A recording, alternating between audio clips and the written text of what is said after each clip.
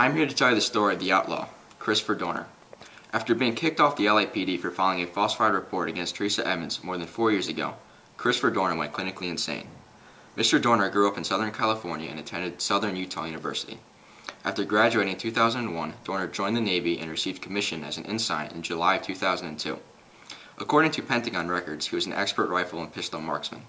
He later started his LAPD career in February of 2005. He then spent a few months on the streets as a trainee after he graduated the LAPD Academy. The Navy then sent him off to Iraq, where he then served from 06 to 07. He was used as a guard protecting U.S. oil platforms. Dorner then returned to the States in 2007 and filled the role as a LAPD cop. After an arrest, Teresa Evans, captain of the workforce, filed a negative performance review on Christopher Dorner. The next day, Dorner filed a report that Evans had used excess force on a suspect. This argument was then taken to the review board. The final decision was to release Dorner from the force. Dorner then tried to get his job back in 2008, but the LAPD's Board of Rights rejected his appeal. Dorner then brought his case to court, which also resulted in the rejection of appeal in October of 2011. After being released from the LAPD, Dorner joined the Navy. On February 1, 2013, Dorner was honorably discharged from the U.S. Navy Reserve as a lieutenant. February 3, 2013 is when Dorner's killing spree all began. Monica Kwan and Keith Lawrence were found dead in their vehicle, authorities said. Kwan was a former LAPD officer that was on the review board that rejected Dorner's appeal. On February 6th, Dorner was classified as a suspect to the killings of the Irvings. Dorner then fired at LAPD officials on February the 7th, who were assigned to protect a person connected to Dorner's threats. Dorner then killed and wounded 2 officers the very next day. Later that day, Dorner released a copy of his manifesto to the LAPD. In it, he, and I quote, threatened to use his Navy training to harm police officers involved in his case and their families, end quote. Dorner allegedly wrote, and I quote again, I will bring unconventional and asymmetrical warfare to those in LAPD uniform, whether on or off duty, end quote. Dorner's truck was then found abandoned near Big Bear Lake, where the hunt for Dorner was on in the nearby forest. Police say Dorner had up to 30 guns with him when he started his own Rambo scene in the woods. Dorner was then spotted in a nearby cabin where another shootout pursued. Police then tossed smoke devices into the cabin, causing a deadly fire. On February 12th, investigators found charred remains among the ashes of the torched cabin.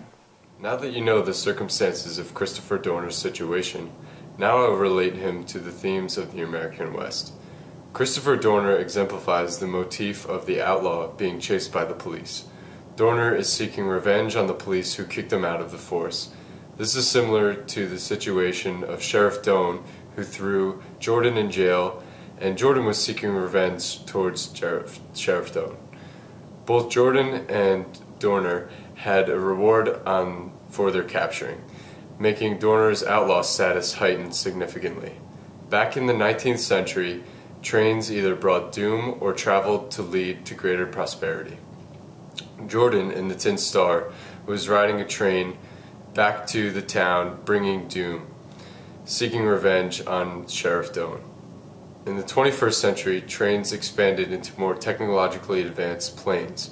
When Dorner was on his flight back from being honorably discharged from the Navy, he felt as if he had been wronged, which in this case brought doom to California. Dorner was waiting in his cabin for waves of policemen to come and kill him, which is similar to when Jeremiah Johnson waits for the Indians to come to try to kill him. This is ironic because in most westerns we have either read or watched, the ongoing theme is man versus nature. But these two characters and stories, we see the two of them embrace nature and use it for protection against other men. Both men were once tenderfoots, but through Dorner's naval training and Jeremiah Johnson's advice he had been taking from Bear Claw, both men were able to master surviving in nature. Teresa Evans was the catalyst for getting Dorner fired from the LAPD, which stripped him of his sense of belongingness, which compares to when the Indians come to kill Jeremiah Johnson's wife. His wife represents hope and belongingness that he was not able to achieve alone in the wilderness. Hit it.